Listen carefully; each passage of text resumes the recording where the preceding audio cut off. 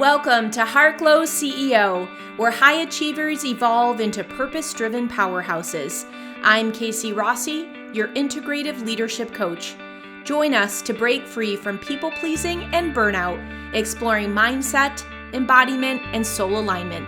Discover expert insights, success stories, and actionable tips for holistic wealth on your terms. This is where transformation meets the modern female leader. Let's go. Hello, Heartglow CEOs. It's already another week. Don't you feel like time is whizzing by? We have 6 weeks left in 2024. That's only 42 days. Do you want to make these 42 days count? I'm not talking about grinding it out and pushing your schedule to the max. I'm talking about using your time in a way that's going to feel incredibly useful and whole. Time is an interesting construct. We plan our days sometimes down to the minute and live within the 24 hours we've deemed is a day. How are you filling up your days? Are they crammed and jammed, or do they have intentional white space for you to assimilate and breathe? I was chatting with my mom the other day, and she shared this beautiful analogy. She said that when creating a stunning flower arrangement, it's important to leave space between the blooms, space for the butterflies to fly through. I love that imagery. It's simple, yet so profound. So let me ask you, does your calendar have enough space for butterflies to fly through? Space to catch your breath, to enjoy a sunrise, to soak in the bath? Space to self-reflect, to question your thoughts, to let the happenings and the interactions of the day land?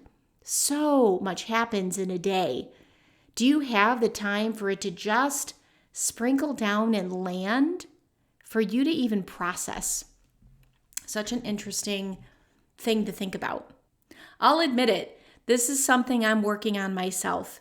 I recently glanced at my calendar and thought, why does this look like a Rubik's Cube gone wild?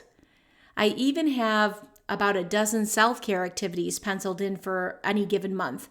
But the truth, finding an entirely open day on my Google Calendar feels as rare as spotting a unicorn.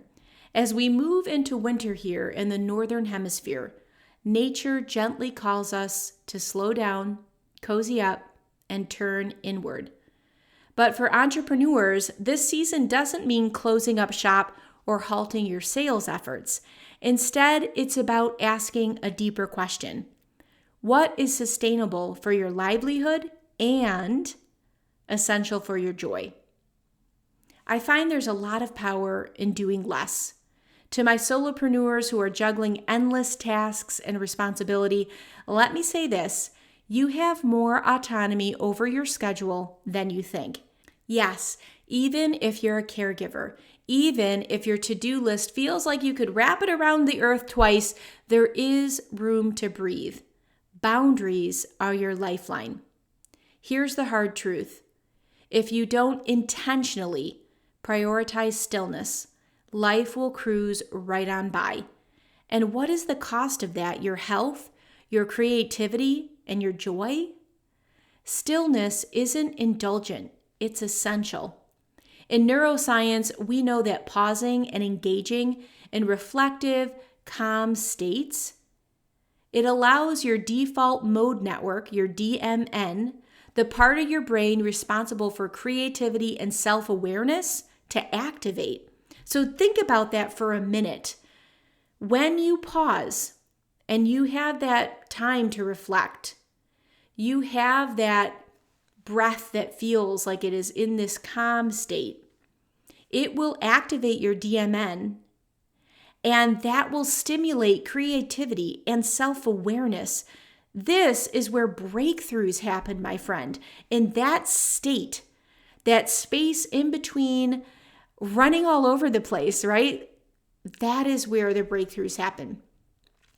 Anne Lamott says, almost everything will work again if you unplug it for a few minutes, including you. Creating space for joy. Here is my invitation. Look at your calendar for the next month with fresh eyes. Before you say yes to something, I want you to pause, take a deep breath, and ask yourself, is this essential? Does this bring me joy? How does my body feel when I think about saying yes? Does it expand with excitement or does it contract with tension? And here's the kicker. Leave white space intentionally. Those blank squares on your calendar aren't wasted. They are sacred. They're where the butterflies of your life get to wander freely. So I'm going to have a challenge for you for December, or whenever you're listening to this. I'll be doing this challenge right alongside of you. Let's consciously choose to leave room for stillness and joy. And don't hesitate to DM me and let me know how it's going for you. You may be feeling resistance or fear of missing out, right? The dreaded FOMO. Or guilt and should stories might creep in. That's okay. It's completely normal. Breathe through it and do it anyway. Setting boundaries and prioritizing self-care is a practice. Be gentle with yourself as you start to continue to peel back the layers of why overscheduling has been present and your norm. That's really what I'm doing.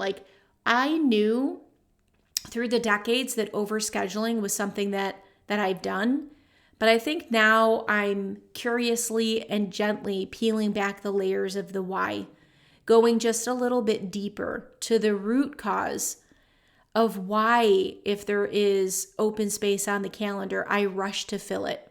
So that's just a little extra for you as you start to increase your awareness and you start to drive the car in a different direction and create new neural pathways that are going to benefit you. So the more often you start doing these practices of setting boundaries and prioritizing self-care, you will continue to rewire your brain and it will start to become more and more familiar.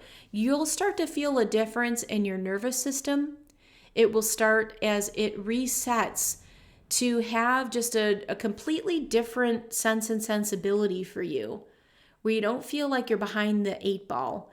You don't feel like you're forgetting something, and you may even catch yourself just daydreaming for a minute and not finding yourself immediately trying to be productive again, but to just enjoy what it's like to play and to dream like a kid and to let your mind wander and be really interested in what comes up for you.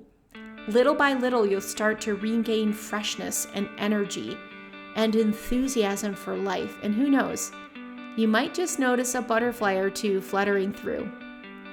All right, my friends, until next time, take care of your space and your breath and breathe joy.